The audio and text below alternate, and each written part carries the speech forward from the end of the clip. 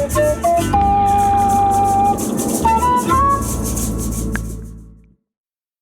welcome to Bugkunthod. I'm now going to take a second look at this new flute I got in from Thailand. It's called a Khlui Flute. It's in the key of B flat from Dinda Ocarina. And today we're going to look at some comparisons and contrast with a recorder and a whistle. This really has a lot of combination of both. And we'll kind of see how they compare and differ. So I have looked at the fingering chart since the unboxing video.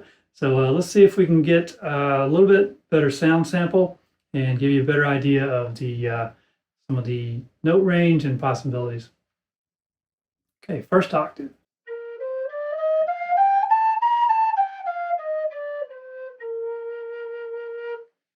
Second octave.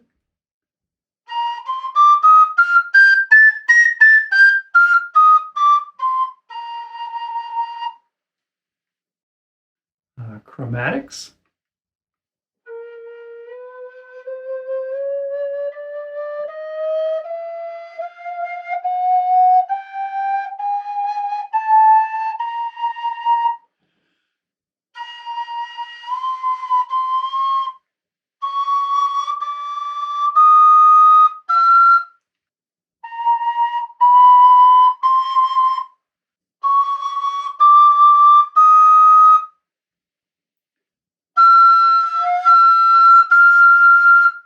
Okay, we'll stop there because the upper octave chromatics I'm not so good at.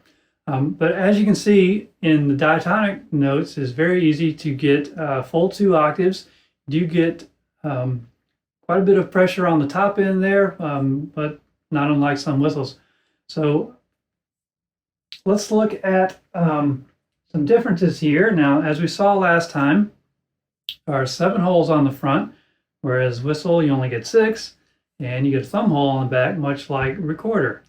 But the fingering at the top of the first octave is different, and I found out why. It's pretty obvious. This is a recorder joint, little joint from the recorder, and we'll try and show you this here. Put my thumb and first finger. So as you can see, the thumb hole on the recorder is higher than the second hole. So your thumb hole is the highest playable hole there.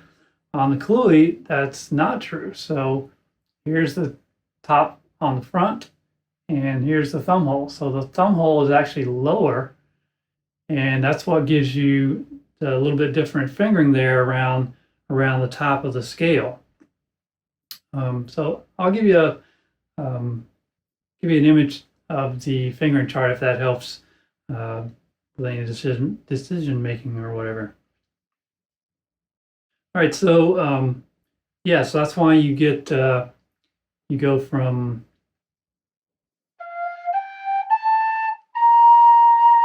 lifting the thumb gives you the C note, whereas on recorder it would not, and then you get C, a C sharp, and a D. It's not actually on the fingering chart, but I can get a D out of the Khlui as well.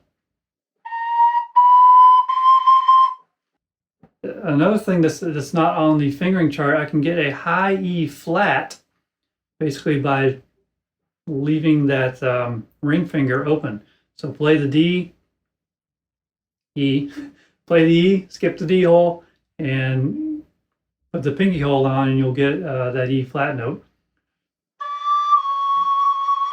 Kind of works in the lower octave too, but it's fairly sharp, so you have to back off on it.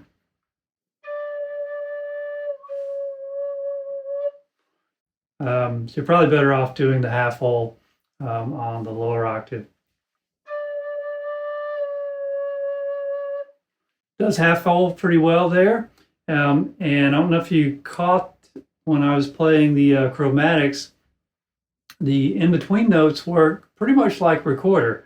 So you basically skip a hole and put 2 or 3 fingers down, and you'll get that chromatic note. And that doesn't always work on whistles, but it does work on this. So a lot of advantages to this system. Pretty sure it's a cylindrical bore. So, unlike recorder is a conical bore, which helps with intonation and range. So the cylindrical bore, much like whistles, gives you that aspect. So a lot of trade-offs, but definitely its own thing and worth exploring. So I'm hoping to get into some more explorations on this in the near future. But until then, let's just try a couple of easy things that you might have heard on some of my whistle explorations. Let's give this a try.